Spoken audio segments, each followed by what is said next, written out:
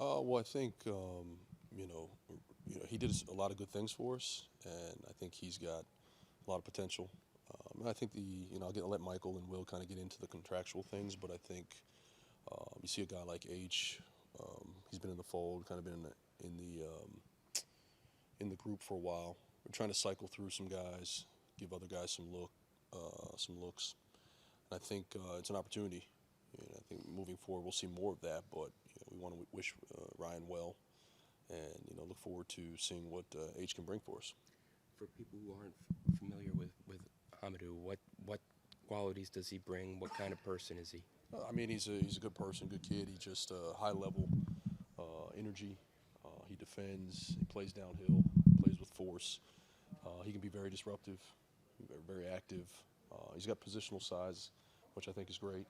He's I think improved his three-point shooting. So I think it's a positive sign to get a guy in the program to kind of develop, see what he's got, and then give him a chance. How does the news about Haliburton being out affect the prep for Wednesday? Obviously, it affects it, a little bit. That changes that dynamic with him being a focal point offensively. But I don't think it'll change the way they play. They're going to play, up tempo. They're going to play fast, shoot a ton of threes. Their guards do a terrific job of attacking the paint. They cause a ton of coverage confusion, just running and slipping, and just opening up windows. So just being on the same page, being able to contain the ball, obviously get back, get our defense set, but then minimize the amount of three-point shots. We just spoke with Bilal, and he said something we didn't quite expect. He said doesn't, correct me if I'm wrong, I'm paraphrasing it, that he's not playing up to his standards, and he's not happy with the number of blow-bys he's had. Mm-hmm.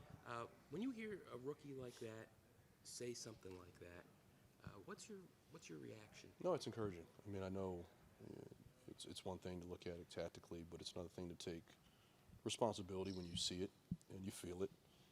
He understands that there are moments where he's been really good, and can he find ways to be consistently good and not fall into some of those lapses. Some of them are coverage confusion. You want to minimize, some of those issues, but I think in general he's done really well.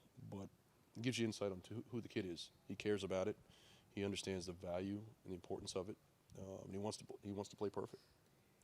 How is he so he's only 19 and he's not in his, he doesn't have his grown adult strength yet, right? Mm-hmm.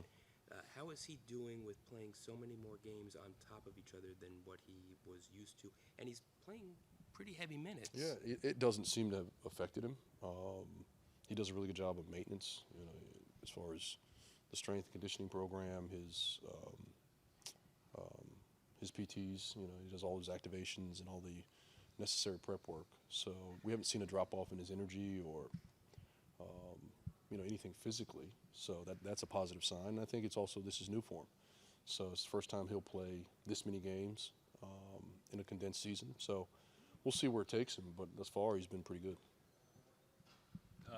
Landry had 15 off the bench last night. He had 9 free throw attempts. How important is it for guys off the bench, especially, to try to draw fouls and get to the line?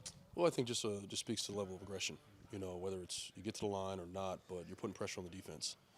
And he does a terrific job of moving and cutting, but also just driving long closeouts.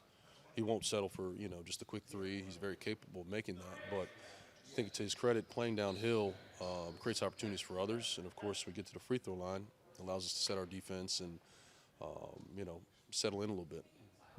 Jordan mentioned post-game last night that he likes to be on ball, and teams try to do a good job of forcing him off ball. Yeah. As a coach, how do you try to balance using his effectiveness with the ball in his hands and creating plays with trying to get him to spot up? Yeah, no, it's tough because, every night, and I know I've spoken about this, he's getting the primary defender. 𝗙𝗢𝗟 is a really good defender last night. He's going to blow up a lot of actions. He's going to try and take you away from your spots. He's going to be as physical as possible on you and make life difficult. So there is a balance of having him bring the ball up and then having to fight that pressure. Knowing teams are going to try and get the ball out of his hands versus kind of spacing, catching on the move, getting him off pin downs and catch and shoot situations to help loosen up defenders. So there's certainly a balance. I think Ty does a really good job of orchestrating at times. Kuz and Denny have done so, and I think JP's in the same vein. He's got the capability to play on and off the ball. First of all, we've asked you a lot about guarding top players in the league. What were your impressions of guarding SGA yesterday? Yeah, way different. He's more an ISO guy, like shifty, using really good his body. He's using his body like at the top level. So yeah, it was a tough matchup yesterday. Was part of what made him tough that he was able to draw, that he has little tricks to draw fouls? Yeah, really smart. Grabbing your arms when you're reaching. So yeah, you better not reach for him because he's gonna get those fouls and go to the free throw line. Sure. I noticed you made a three yesterday in a pretty tight window with the defense close. What's it been like adjusting to the defense, figuring out that you can make threes? I mean, yeah, they got their scouting report, and yeah, he was like guarding me, but not that much. I heard Shea say like, "Let him shoot," so I shot it. I shot it, and I was like, "Yeah, let me shoot one more, please. Give me one more." Did you say anything to him after you made it? No. I was in my head. That was in my head. Does that stuff bother you at all, or is that just part of the game? The guys talking and everything. Yeah. No, that doesn't bother me. I mean, everybody's like that. I figured this out in summer league now, so yeah. I mean, no, it's just part of the game. I like it. Oh, like that game against Boston in summer league. Yeah. You remember it? Yeah. Against Boston, against Indiana, against all of them.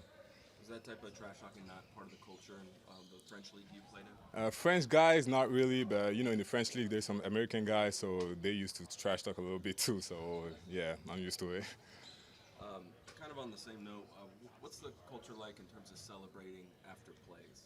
Like if you make a big play in France, or is it okay to celebrate, or is it usually not? Yeah, it is okay, but it's different out there. Like everybody's yelling, you know, jumping on the bench and everything, and I love it. I love the spirit and everything. But yeah, it's kind of different in French.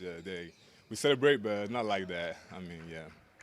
So do players have like signature celebrations after they make a three? Yeah. Some of them, yeah. This season's almost halfway over.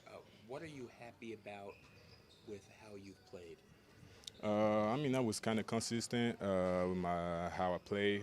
I'm struggling a little bit these days, but yeah, I'm gonna get back to what I've been used to do. So yeah, I'm just happy to like prove everybody that I was not that young. I can play against grown men. So yeah. When you say you're not, and I forget your words, that you're not playing your best. What do you mean? Because that's it's not necessarily what we see. I mean, I feel like sometimes I get drive-by, and this is actually not who I am. So yeah, I mean, those type of plays, I feel like I'm not playing as hard as I used to do these days. I don't know why, but yeah, I'm gonna get back to it. I'm not worried about that. You guys are obviously playing very fast. What type of impact do you think that has on you trying to develop as a young player? I mean, we're playing fast because that's how we are. Like we young. That's the plan, you know. And yeah, you just gotta stay with it. You know, we be running the floor well. I like to run the floor. I like to get some highlights on the open floor. So yeah, I'm getting better, and I've been working individually with Coach BK and other coaches to develop my own game. So I'm not worried. Given how many more games are here, how are you feeling physically in terms of your body, your energy, given that you're playing so much more and you're playing heavy minutes? Yeah, I feel good. Getting good recovery. The guys been doing a great job. Staff been doing a great job talking to me, trying to know how I feel too. So yeah, everybody's been doing a great job, and I feel good. When you mention having players go by you, you know, from our vantage point, it looks like you're playing really good defense out there. So what kind of adjustment do you think you need to make moving forward? Just be sometimes a little bit more focused on the coverage, and yeah, that's it. I mean, just focus on the plan, what we gotta do, because sometimes everybody's not on the same page, and yeah, that's what I'm trying to figure out. Well, one thing defensively about you that I think is probably a strength is your timing when you go for blocks. Yeah. Is that something that you work on, just like waiting for the right time to jump? I mean, nah, never. It's just like instinct. I don't know. Yeah, everybody be telling me that, but I mean, it's just instinct. I never work on that.